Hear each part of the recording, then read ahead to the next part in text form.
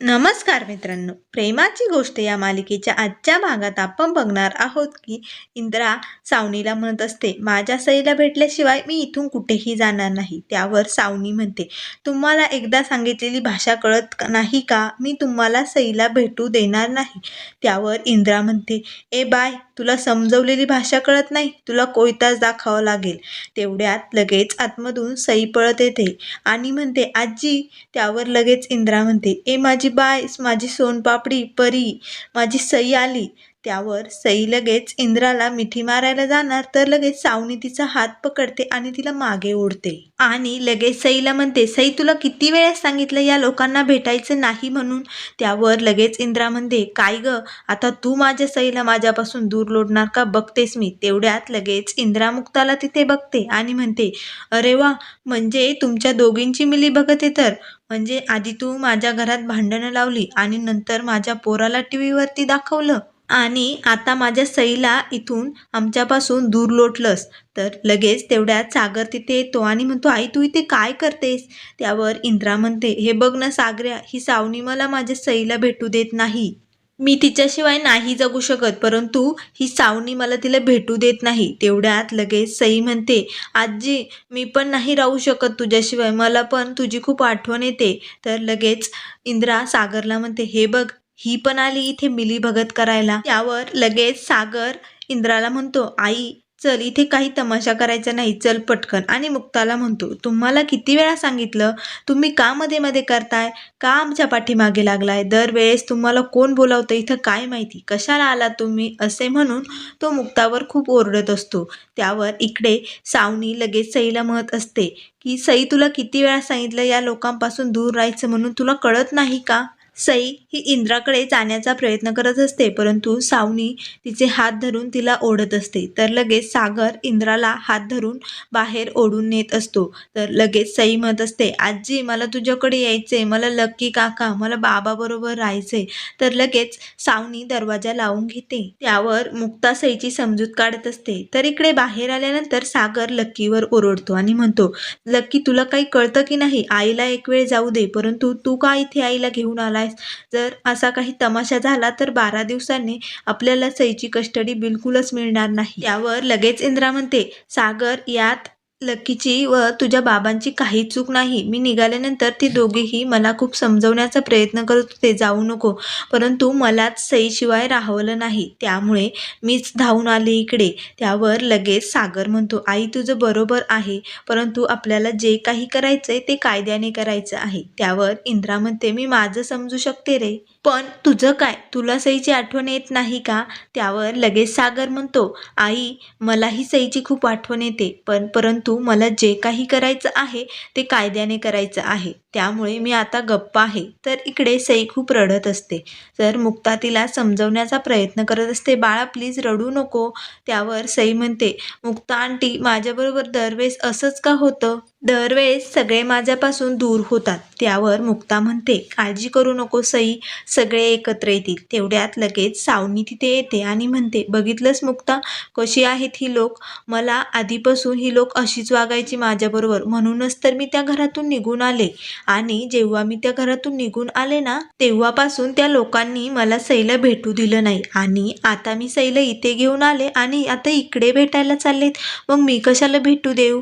त्यावर सई खूप घाबरलेली असते. ती लगेच मुक्ता आंटीला मिठी मारते, परंतु मुक्ता म्हणते, पण घर तर तुम्ही सोडून आला होता ना 6 महिन्याची सई असताना, का त्यांनी तुम्हाला घरातून बाहेर काढलंय. त्यावर सावनी म्हणते, नाही, घर सोडण्याचा डिसिजन माझाच होता, कारण सागरचं माझं भांडण झालं की ती लोक फक्त सागरचीच बाजू घ्यायची, मला कायम त्रासच देत होते, त्यामुळे मी ते घर सोडलं. तेवढ्यात लगेच सावनीला फोन येतो. तर ती फोन घेते आणि फोनवर म्हणत असते, हो, मी 2 तिकिटे बुक केलेली आहे लंडनला जाण्याची. वर मुक्ताला वाटते की सावनी सईला घेऊन कुठेतरी दूर चाललेली आहे. त्यावर लगेच सावनी म्हणते, हो, सावनी आणि हर्षवर्धन अशी 2 तिकिटे हवी इंग्लंडची.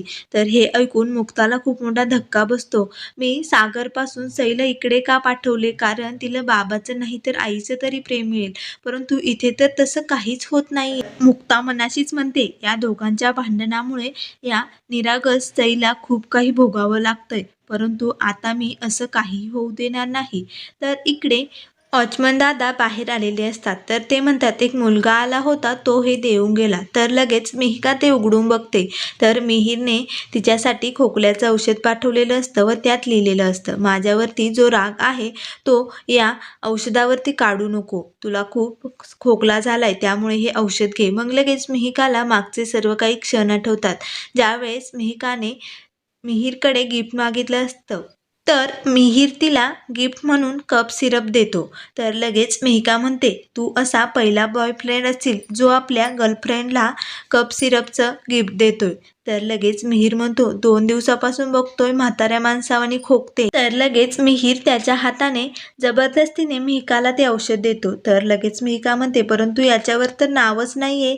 त्यावर मिहीर म्हणतो, नाव कशाला हवंय, आपले प्रेम तर आहे ना, मग तुला काय गरज आहे नावाची. तर हे सर्व क्षण मिहिकाला आठवत असतात. तर इकडे मुक्ता व सई खूप मस्त खेळ खेळत असतात. मग लगेच मुक्ता सईला पकडते. त्यावर सई म्हणते, मुक्ता आंटी तू मला पकडलंस ना. त्यावर मुक्ता म्हणते, तू जगाच्या आकांतात कुठेही जरी गेली ना सई, तरी मी तुला शोधूनच काढेल. एवढ्यात मुक्ताला मेसेज येतो. तर मुक्ता म्हणते, सई बाळा आता मला निघावं लागेल, मला अपॉइंटमेंट आहे, त्यामुळे मी येऊ का आता. त्यावर लगेच सई म्हणते, नको ना जाऊ मुक्ता आंटी, मला नाही करमत, प्लीज थांब ना.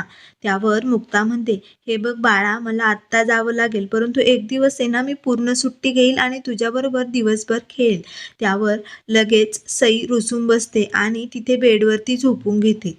त्यावर मुक्ता तिच्याजवळ जाते आणि म्हणते, हे बघ बाळा तुझ्यापासून कोणीही दूर जात नाहीये, हळूहळू सगळे तुझ्या जवळ येणार आहेत बघ, काळजी करू नको. तेवढ्यात लगेच माई तिथे येतात. तर सईची अशी अवस्था बघून माईंनाही खूप वाईट वाटत असते. त्यावर लगेच मुक्ता माईंना सांगते, तिची काळजी घ्या व्यवस्थित आणि जेव्हा तिला भरवताल ना त्यावेळेस कढीपत्ता बाजूला काढा, कढीपत्ता जेवणात आलेला तिला आवडत नाही. तर लगेच मुक्ता तिथून जायला लागते. बाहेर येते तेवढ्यात लगेच सावनी तिला भेटते आणि म्हणते, हे बघ मुक्ता जे काही झालंय ना ते विसरून जा आणि तू मला आणि सईला एकत्र आणण्यासाठी आमची मदत कर. तू बाकीचा कसलाही विचार करू नको. त्यावर मुक्ता काहीही बोलत नाही आणि म्हणते, चला मी येते. तुम्हाला जर काही गरज लागली तर मला कळवा. असे म्हणून मुक्ता लगेच तिथून निघते. तर सई ही मुक्ताकडे बघतच असते. कारण मुक्ता आंटी तिथून गेल्यामुळे सईला तिथे करमत नसते. ती खूपच अपसेट झालेली असते. त्यानंतर इकडे सोसायटीमध्ये मीटिंग भरलेली असते. कारण सोसायटीचा सेक्रेटरी कोण होणार म्हणून. त्यावर एक बाई म्हणतात, मला वाटलं आपल्याकडे मीडियावाले येणार आहे की काय मीटिंगला. त्यावर लगेच तो माणूस म्हणतो, का असं का वाटलं तुम्हाला. तर लगेच ती बाई म्हणतात, आपल्याकडे खूप सेलिब्रिटी राहतात ना, तरी एकमेकांबरोबर भांडतात, मग ते पोलीस स्टेशनमध्ये जातात, केस करतात आणि मग लगेच ते मीडियाला बोलवतात आणि सर्व काही बोलतात. तर नाही का यांच्या मुलीची सर्व काही चूक असताना त्या सागरची इज्जत काढली मीडियासमोर जाऊन, असं काही करतात ना, त्यामुळे मला असं वाटलं. त्यावर हे ऐकून सागरचे बाबा उभी राहतात आणि म्हणतात, तुम्हाला घरच्या गोष्टी काही माहीत नाही ना, मग मध्ये पडू नका. त्यांच्या मुलीची यात काही चूक नाहीये. तिने उलट आमच्या सईचा त्या दिवशी जीव वाचवला. ती जर त्या दिवशी नसते ना तर आमच्या सईचं काहीतरी झालं असतं. त्यामुळे जर तुम्हाला सगळं काही माहीत नसेल ना तर प्लीज तुम्ही हा विषय काढू नका. तर असे ते सर्व लोकांना खडसावून सांगत असतात. त्यानंतर इकडे सावनी हर्षवर्धनला म्हणत असते, हर्षवर्धन आता आपण जातोय ना लंडनला. तर लगेच हर्षवर्धन म्हणतो, काय कशाला गरज आहे. त्यावर लगेच सावनी म्हणते, अरे तू जे म्हणतोय ते मी करते ना, तुझं सर्व काही ऐकते ना, मग तू का माझं नाही ऐकत. आपण जाऊया ना लंडनला. तर असे सावनी हर्षवर्धनला म्हणत असते. त्यानंतर इकडे मंजुरी आणि पार्थ घरी आलेले असतात. तर लगेच मुक्ता मंजुरी आणि तिच्यासाठी कॉफी घेऊन येते. मग त्या दोघीही कॉफी पिण्यासाठी टेबलवरती बसतात. तर लगेच मंजुरी म्हणते, काय ग मुक्ता बोल ना, तुला माझ्याशी काहीतरी बोलायचं होतं, मग सांग ना काय आहे तुझ्या मनात.